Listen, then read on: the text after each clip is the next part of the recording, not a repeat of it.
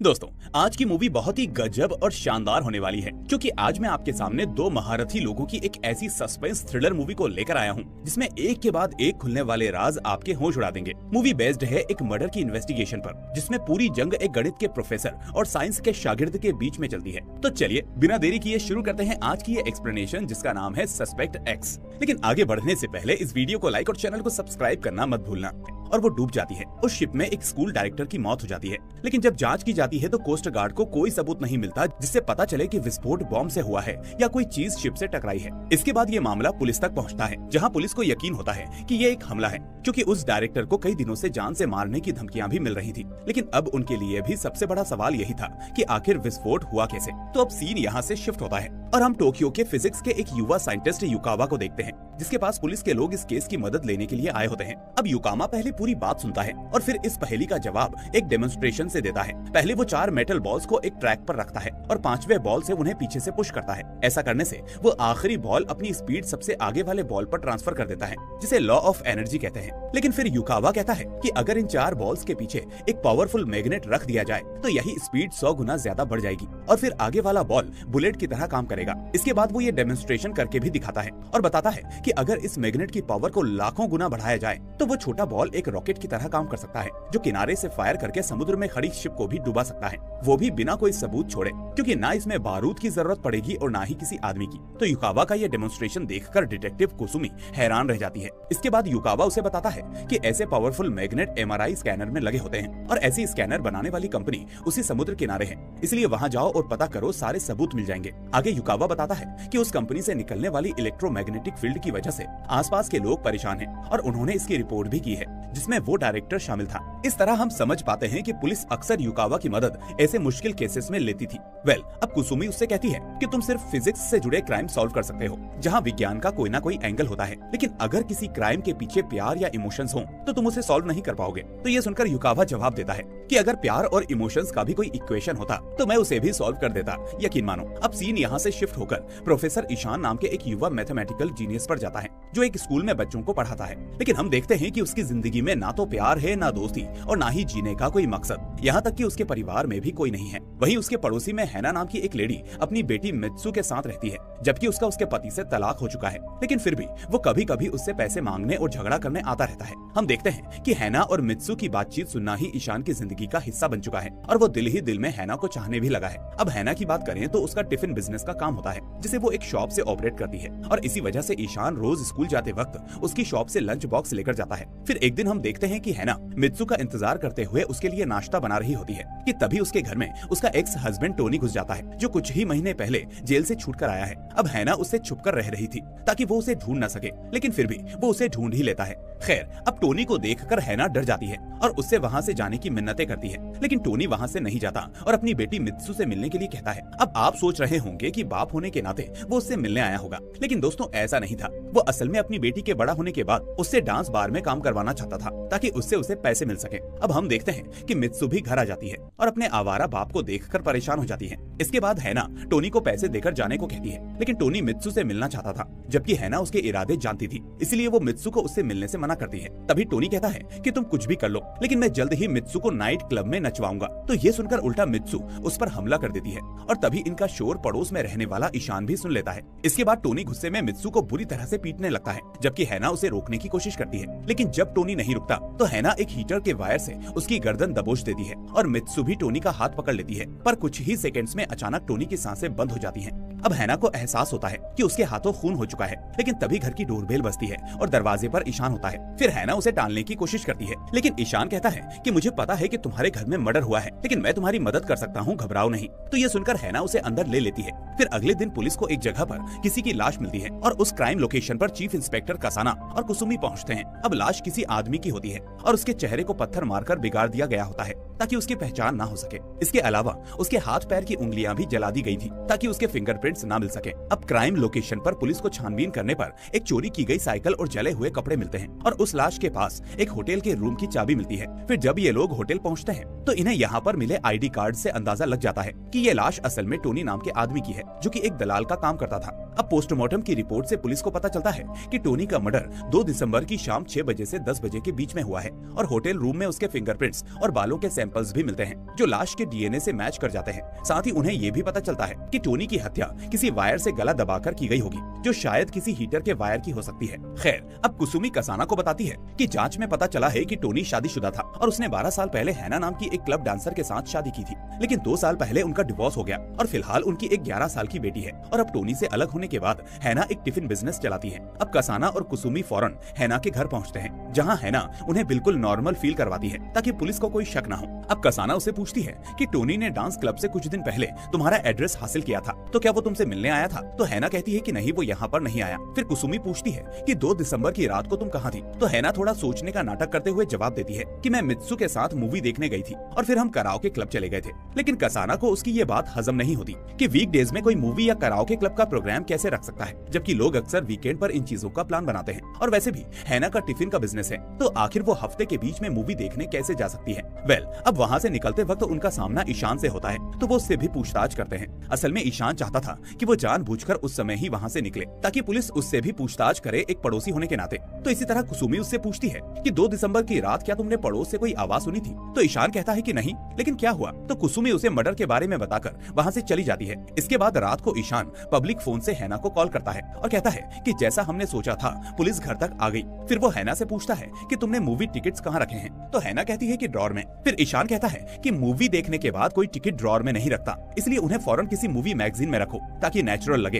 अच्छा हुआ उन्होंने तुमसे टिकट नहीं मांगी। इस तरह वो उसे दिलासा देता है कि अगर हम लॉजिकली रहेंगे तो पुलिस कुछ नहीं बिगाड़ सकती, इसलिए तुम घबराओ मत और अपने दिमाग को भी यही समझाना कि तुमने कुछ नहीं किया। इधर कसाना अब युकावा की मदद लेने की सोचता है और उसे इस केस के बारे में बताते हुए कहता है कि मुझे उसकी बीवी हैना पर शक है, क्योंकि और कोई सस्पेक्ट मुझे यहाँ नजर नहीं आ रहा। अब यहाँ पर युकावा का असिस्टेंट बुशी भी होता है जो इस केस को युकावा के साथ सॉल्व करने में उसकी मदद करने वाला था। और अब कसाना बताता है कि मर्डर के वक्त हैना अपनी बेटी के साथ मूवी थिएटर में थी और उनके पास टिकट भी मौजूद थे, जो बाद में हमने जब पता किया तो वो एक मूवी मैगजीन में मिले। ये सुनकर बुशी कहता है कि फिर तो हैना इनोसेंट है, क्योंकि एक इंसान एक वक्त में 2 जगह नहीं हो सकता। लेकिन युकावा कहता है कि हाँ, लॉजिकली ये पॉसिबल नहीं है, पर सबूत तो बनाए भी जा सकते हैं, इसलिए टिकट होना ये साबित नहीं करता कि वो थिएटर में थी। हो सकता है कि उसने टिकट जानबूझकर संभाल कर रखे ताकि टाइम आने पर दिखा सके। फिर युकावा मुस्कुराते हुए कहता है कि लगता है कि एक खूबसूरत औरत ने तुम लोगों को मात दी, लेकिन इसमें आखिर मेरे जैसा फिजिक्स का प्रोफेसर तुम्हारी क्या मदद करेगा? तो युकावा इस तरह इस केस में मदद करने से मना करने लगता है। लेकिन तभी कसाना उसे बताता है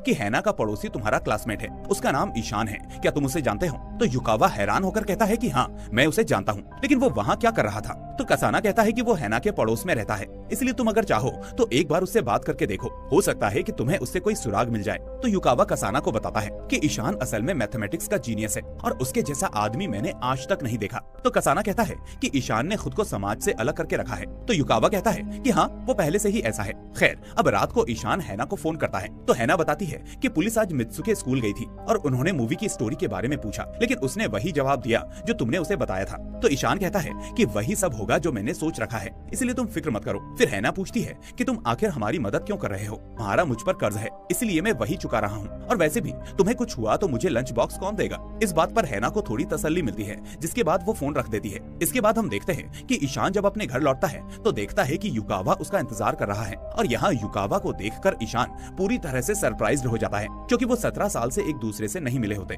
खैर, अब युकावा उसे बताता है कि मुझे तुम्हारा एड्रेस पुलिस से मिला, क्योंकि तुम्हारे पड़ोस में एक लेडी रहती है जिसके हस्बैंड का हाल ही में कत्ल हुआ है, और मैं भी उस केस की जांच कर रहा हूँ, इसलिए पुलिस वालों ने मुझे तुमसे बात करने को भेजा है, पर मुझे इस बारे में कोई बात नहीं करनी। चलो थोड़ा टाइम स्पेंड करते हैं। अब हालांकि ईशान फिर भी उससे अलर्ट हो जाता है, जिसके बाद दोनों जमकर शराब पीते हैं। इसके बाद युकावा ईशान को रामन की एक मुश्किल मैथमेटिक्स प्रॉब्लम सॉल्व करने को देता है, जिसे दुनिया में सिर्फ एक इंसान ही सॉल्व कर पाया था। जिसके बाद ईशान उसको सॉल्व करने के काम में लग जाता है, और सुबह देखता है कि युकावा सो रहा है, इसलिए अब वो रजाई निकालने के लिए क्लोसेट को खोलता है, तो वहाँ उसे वही वायर दिखती है जिससे टोनी का मर्डर हुआ था, और उसे देखकर वो हैरान हो जाता है कि कहीं युकावा की नजर इस पर न पड़ जाए, इसलिए वो फौरन उसे छुपा देता है और रजाई निकालकर युकावा के ऊपर डाल देता है। इसके बाद सुबह जब युकावा जागता है तो ईशान उसे बताता है कि मैंने वो रामन का प्रॉब्लम सॉल्व कर दिया है। तो ये सुनकर युकावा चौंक जाता है, क्योंकि जो प्रॉब्लम दिग्गज तक सॉल्व नहीं कर पाए उसे ईशान ने सिर्फ 6 घंटों में सॉल्व कर दिखाया था। इसके बाद घर से निकलते वक्त युकावा उससे कहता है कि तुम्हारी पड़ोसन हैना अपने पति के मर्डर के इल्जाम में सस्पेक्ट है। तो ईशान जवाब देता है कि मैं सिर्फ उसके शॉप से टिफिन लेता हूँ, इसके अलावा हमारी कोई खास पहचान नहीं है। मैं किसी से मिलता तक नहीं और ना लोगों से बात करता हूँ। खैर, अब दोनों बेघरों की बस्ती से गुजर रहे होते हैं कि तभी युकावा पूछता है कि अच्छा रास्ता छोड़कर तुम यहाँ से क्यों गुजर रहे हो। तो ईशान कहता है मैं रोज यहाँ से जाता हूँ क्योंकि इनमें और मुझ में एक सिमिलैरिटी है, किसी को हमसे कोई लेना देना नहीं, चाहे जिए या मरे। पर तभी ईशान अचानक उससे पूछता है कि आखिर तुमने अपने आप को इतना जवान कैसे बनाए रखा, मुझे तुमसे जलन हो रही है। तो ये सवाल सुनकर युकावा चौंक जाता है क्योंकि जिस ईशान को मैथमेटिक्स के सिवा कुछ और नहीं सूझता, वो आज जवानी के बारे में सोच रहा है। इससे युकावा समझ जाता है कि ऐसा तब होता है जब किसी की जिंदगी में कोई औरत आती है। तो कहीं ऐसा तो नहीं कि ईशान की जिंदगी में कोई लेडी आ गई हो। खैर, इधर पुलिस चीफ हैरान होता है कि सस्पेक्ट होने के बावजूद हमें सबूत क्यों नहीं मिल रहे। हालांकि पुलिस को यकीन होता है कि हैना ने मर्डर अकेले किया होगा, लेकिन फिर भी लाश ठिकाने लगाने में किसी ने उसकी मदद तो की ही होगी। तो इस एंगल से भी इस केस को देखकर जांच करनी पड़ेगी। खैर, इसी बीच युकावा मैसेज करके कुसुमी को क्राइम स्पॉट पर बुलाता है। तो यहाँ कुसुमी उसे बताती है कि पुलिस के हिसाब से हैना ने टोनी को यहाँ मिलने बुलाया होगा और टोनी किसी की चुराई हुई साइकिल से यहाँ तक आया होगा, जिसके बाद उसका मर्डर हो गया और इसीलिए उस साइकिल पर टोनी के फिंगरप्रिंट्स मिले थे। इसके बाद युकावा कहता है कि मुझे ये बात हजम नहीं होती क्योंकि मर्डरर ने लाश की उंगलियां और कपड़े जलाए ताकि फिंगरप्रिंट्स ना मिले, लेकिन साइकिल पर फिंगरप्रिंट्स छोड़ दिए। इसलिए मुझे लगता है कि मर्डरर ने जानबूझकर साइकिल पर फिंगरप्रिंट्स छोड़े होंगे ताकि ये लगे कि टोनी का मर्डर ग्राउंड में हुआ है और उसी कातिल ने नई बाइक चुराई होगी ताकि उसकी तुरंत कंप्लेंट दर्ज हो। इसके बाद युकावा फिर से ईशान से मिलता है और कहता है कि मैं तुम्हारी लंच बॉक्स वाली पड़ोसन से लंच पार्सल लेना चाहता हूँ। तो ईशान को उसकी इस हरकत पर शक होता है। इसके बाद हैना के शॉप पर पहुँचते ही वो ईशान को देखकर हैरान हो जाती है। अब युकावा वही लंच ऑर्डर करता है जो ईशान रोज लेता था। खैर, तभी शॉप पर एक आदमी आता है जिसके साथ हैना फ्रेंडली बातें करती है और ये देखकर ईशान जलन महसूस करने लगता है। अब युकावा यहाँ ईशान के रिएक्शन को नोटिस कर लेता है और उसे लगता है कि शायद ईशान के मन में हैना को लेकर फीलिंग्स हैं जो वो उसे नहीं बता रहा। खैर, इसी बीच हम देखते हैं कि दूर से कुसुमी युकावा और ईशान पर नजर रख रही होती है। फिर थोड़ी देर बाद युकावा ईशान से पूछता है कि दुनिया में तुम्हारे लिए सबसे मुश्किल बात क्या है, अनसॉल्व्ड मैथ्स प्रॉब्लम्स को ढूंढना या उन्हें सॉल्व करना। तो ईशान जवाब देता है कि ऐसी प्रॉब्लम्स क्रिएट करना जो कोई सॉल्व ना कर सके। तो ये सुनकर युकावा थोड़ा सोच में पड़ जाता है। इसके बाद रात को ईशान हैना को कॉल करता है और कहता है कि युकावा से बचकर रहना क्योंकि वो बहुत स्मार्ट है। इसके बाद वो उसे उस कस्टमर के बारे में भी पूछता है जो शाम को शॉप पर था और हैना जिससे हंसकर बातें कर रही थी। तो हैना उसे बताती है कि वो मेरा पुराना दोस्त है, अक्सर आता रहता है। फिर ईशान कहता है कि अब हमें अपनी अगली चाल चलनी होगी। इसके बाद वो मित्सु को समझाता है कि अगर पुलिस तहकीकात के लिए स्कूल आए तो उन्हें ये बताना कि उस शाम थिएटर में तुम्हारी मुलाकात एक स्कूल फ्रेंड से हुई थी जो तुम्हारे वहाँ होने की गवाह बन जाएगी। उधर कुसुमी अपनी सहेली सैली से इस केस को लेकर बात कर ही रही होती है कि तभी सैली कहती है कि कुछ लोग सिर्फ हैना को देखने के लिए ही उसका लंच बॉक्स लेते होंगे क्योंकि मर्दों की फितरत है कि खूबसूरत लड़कियों की झलक के लिए वो रोज पैसा खर्च कर सकते हैं और ये एक तरह का एडिक्शन है। अब कुसुमी इस बात को नोटिस करती है और फौरन युकावा को बताती है कि ईशान हैना की तरफ अट्रैक्टेड है, इसलिए वो रोज उसके शॉप जाता होगा और शायद इसीलिए उसने मर्डर में उसकी मदद की होगी। वो कहती है कि 2 तारीख की रात के लिए हैना के पास हर जवाब है, जबकि ईशान से हमने अभी तक 2 तारीख के बारे में पूछा तक नहीं। ये सुनकर युकावा चौंक जाता है और वो कहता है कि मर्डर हैना ने किया, लेकिन लाश और सबूतों को ईशान ने ठिकाने लगाया। ये बात मेरी समझ में नहीं आती क्योंकि अगर ईशान को लाश ठिकाने लगानी होती तो वो उसे ग्राउंड पर नहीं फेंकता, क्योंकि चेहरा बिगाड़ना और उंगलियां जलाना इसके पीछे कोई लॉजिक नहीं है। और सबसे बड़ी बात, क्रिमिनल्स मिस्टेक्स कर सकते हैं लेकिन ईशान जैसा जीनियस नहीं। तो कुसुमी कहती है कि मैथमेटिक्स उसकी स्पेशलिटी है, मर्डर नहीं। तो युकावा जवाब देता है कि मेरी नजर में मर्डर करना मैथमेटिक्स से ज्यादा आसान है। भाई वाह, क्या जवाब दिया भाई ने। खैर, अब इसी बीच कसाना कुसुमी को कॉल करके बताता है कि उस रात हैना और उसकी बेटी मित्सु थिएटर में ही थी, क्योंकि हमें एक नया सबूत मिला है और वो है मित्सु की क्लासमेट जो खुद वहाँ पर मौजूद थी। इसका मतलब मर्डर के वक्त हैना मूवी देख रही थी। लेकिन इससे युकावा का शक और बढ़ जाता है। इधर रात को हैना का दोस्त सातोशी उसे घर ड्रॉप करने आता है तो ईशान उसे देखकर जलन महसूस करने लगता है और इसी बीच हैना की नजर भी उस पर पड़ जाती है। इसके बाद पुलिस को नई जानकारी मिलती है कि टोनी पर एक बड़ा कर्जा था और उसके देनदार उसे ढूंढ रहे थे और वो एक क्राइम सिंडिकेट की हिट लिस्ट पर भी था। तो हो सकता है कि शायद किसी ने उसका मर्डर कर दिया हो पैसे वापस न मिलने पर। लेकिन कुसुमी को यह थ्योरी मंजूर नहीं होती, इसलिए उसका दिल कहता है कि टोनी का मर्डर हैना ने ही किया होगा। फिर अगले दिन कुसुमी और कसाना ईशान से मिलने उसके घर जाते हैं उससे पूछताछ करने के लिए। वहाँ ईशान एग्जाम पेपर सेट करने में बिजी होता है और वो कसाना से कहता है कि मैं ऐसे फंक्शनल प्रॉब्लम्स टेस्ट में डालता हूँ जो ऊपर से ज्योमेट्री के सवाल लगते हैं और जिनका जवाब भी सीधा सिंपल होता है, लेकिन प्रॉब्लम को इस तरह से सेट करता हूँ कि स्टूडेंट्स कंफ्यूज होकर फंस जाते हैं। फिर कसाना उससे पूछता है कि 2 तारीख की रात को तुम कहाँ थे और 3 तारीख को तुम जॉब पर एब्सेंट थे। तो ईशान कहता है उस रात में रिसर्च कर रहा था तो लेट सोया। इसके बाद कसाना रजिस्टर देखता है और कहता है कि 2 तारीख को भी तुम एब्सेंट थे। अपने पूरे करियर में तुमने कभी लगातार 2 दिन छुट्टी नहीं ली, फिर उस दिन ऐसा क्यों किया? फिर ईशान बताता है कि 2 तारीख को मेरी तबीयत ठीक नहीं थी, इसलिए मुझे घर रुकना पड़ा। इसके बाद शाम को ईशान हैना का पीछा करता है जो सातोशी के साथ एक होटल में जाती है और ये देखकर ईशान एक बार फिर से डिस्टर्ब हो जाता है और उसे लगता है कि शायद वो हैना को लेकर जो सोच रहा है वो हैना उसके लिए कभी नहीं सोच सकती। इधर हम देखते हैं कि उसी शाम युकावा, कसाना और कुसुमी रेस्टोरेंट में खाना खा रहे होते हैं और केस को लेकर भी बात कर ही रहे होते हैं कि तभी युकावा कहता है कि मैं ईशान को राइवल नहीं मानता, क्योंकि मैथमेटिक्स और फिजिक्स दोनों अलग अलग सब्जेक्ट्स हैं। एक तरफ मैथ्स में कैलकुलेशन दिमाग में होते हैं, वहीं फिजिक्स में कैलकुलेशन प्रैक्टिकल होते हैं। ये सुनकर कुसुमी कहती है कि ईशान ने भी ऐसा ही कहा था कि उसके टेस्ट पेपर्स में प्रॉब्लम सिंपल होते हैं, लेकिन वो उन्हें इस तरह से प्रेजेंट करता है कि स्टूडेंट्स गुमराह हो जाते हैं। तो ये सुनकर युकावा चौंक जाता है।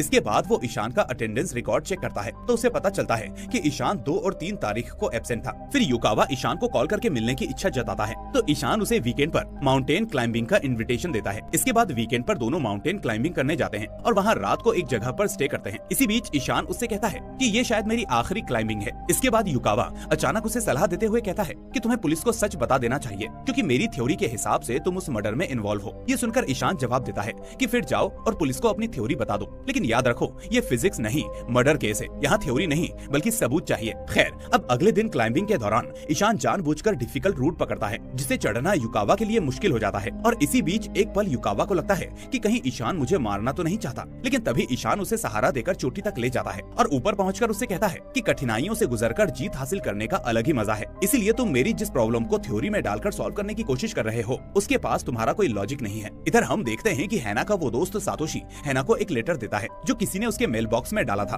और उसमें एक धमकी लिखी होती है कि हैना से दूर रहो, तुम उसे सुखी नहीं रख सकते। और उस लेटर में हैना और सातोशी की फोटो भी होती है। ये फोटो देखकर हैना समझ जाती है कि ये ईशान का काम है, क्योंकि जिस एंगल से वो फोटो लिया गया था उस एंगल में फोटो ईशान के घर से ही ली जा सकती थी। इसके बाद रात को मित्सु भी हैना से कहती है कि ईशान अंकल आपसे प्यार करने लगे हैं, इसलिए शायद उन्होंने हमारी मदद की। तो हैना गुस्से में कहती है कि मैं तुम्हारी जिंदगी में दूसरा टोनी नहीं चाहती। खैर, तभी ईशान का कॉल हैना के पास आता है जिसे हैना रिसीव नहीं करना चाहती थी, क्योंकि उसे लग रहा था कि ईशान उसे सातोशी से मिलने के लिए रोकेगा, लेकिन फिर भी मित्सु हाथापाई करके वो कॉल रिसीव कर लेती है। इसके बाद ईशान हैना से कहता है कि मैंने तुम्हारे लेटर बॉक्स में 2 लेटर डाले हैं, जिसमें से ब्राउन लेटर पढ़कर डिस्ट्रॉय कर देना और व्हाइट लेटर में जो लिखा है उसे फॉलो करना। इसके बाद वो कहता है कि आज के बाद मैं तुम्हें कभी कॉल नहीं करूंगा, जिसे सुनकर हैना को थोड़ा अजीब लगता है कि आखिर ईशान करने क्या वाला है। और दोस्तों, यहाँ कुछ ऐसा होता है जो शायद कोई प्रिडिक्ट नहीं कर सकता, क्योंकि अगले दिन ही ईशान खुद को पुलिस के हवाले कर देता है और बयान देता है कि टोनी का मर्डर उसी ने किया है। अब उसके सरेंडर को देखकर कुसुमी और कसाना दोनों चौंक जाते हैं और ईशान की ये सरेंडर की खबर सुनकर युकावा भी शॉक्ड रह जाता है, लेकिन शॉक्ड होने से ज्यादा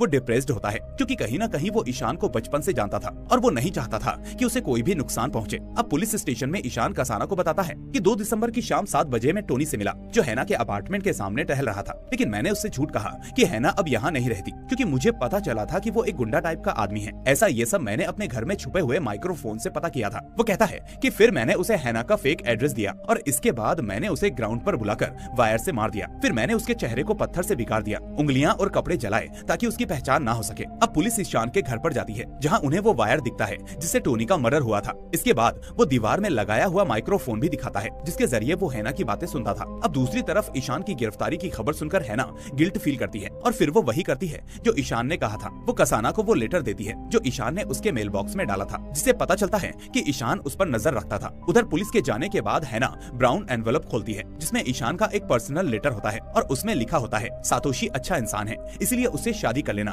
तुम दोनों माँ बेटी खुश रहोगी। आगे वो लिखता है कि मैंने एक दिन तुमसे कहा था ना कि तुम्हारा मुझ पर कर्जा है जो मैं चुका रहा हूँ। तो दरअसल एक दिन मैं अकेलेपन से तंग आकर सुसाइड करने जा रहा था, लेकिन तभी मेरे घर की डोरबेल बजी और दरवाजे पर तुम और मित्सु थी, क्योंकि तुमने उसी दिन मेरे पड़ोस में शिफ्ट किया था, इसलिए तुम मुझे अपने टिफिन बिजनेस के बारे में बताने आई थी। इस तरह तुम्हारे आने के बाद मैं उस दिन से खुद को मार नहीं पाया। फिर हम युकावा को देखते हैं जो कुसुमी से कहता है कि जब ईशान ने मुझसे पूछा कि इतनी उम्र होने के बावजूद मैं जवान कैसे दिखता हूँ और उसे जलन हो रही है, तो मैं चौंक गया, क्योंकि जिस इंसान ने मैथमेटिक्स के सिवा कुछ नहीं सोचा वो जवानी की बातें कर रहा था। और तभी मैं समझ गया था कि वो किसी से प्यार करने लगा है। ऐसा इसलिए क्योंकि प्यार के इक्वेशन मैथ्स और फिजिक्स से बिल्कुल अलग होते हैं। तो ये सुनकर कुसुमी कहती है कि प्यार में लॉजिक नहीं चलता, क्योंकि इमोशंस के पीछे कोई फार्मूला नहीं होता और प्यार एक जीनियस को भी मर्डरर बना सकता है। खैर, अब अगले दिन युकावा हैना से मिलता है और उसे ईशान की सच्चाई बताता है। वो कहता है कि पुलिस ने हमेशा तुमसे 2 तारीख की रात के बारे में पूछा और तुमने कभी झूठ नहीं बोला, क्योंकि 2 तारीख को तुम और मित्सु सच में मूवी देखने गए थे, जिसका सबूत भी था। लेकिन तुम्हें ताज्जुब होता होगा कि पुलिस 2 तारीख की रात के बारे में क्यों पूछती है, जबकि तुमने टोनी का मर्डर 1 तारीख की रात को किया था। तो ये सुनकर हैना चौंक जाती है और फिर युकावा उससे कहता है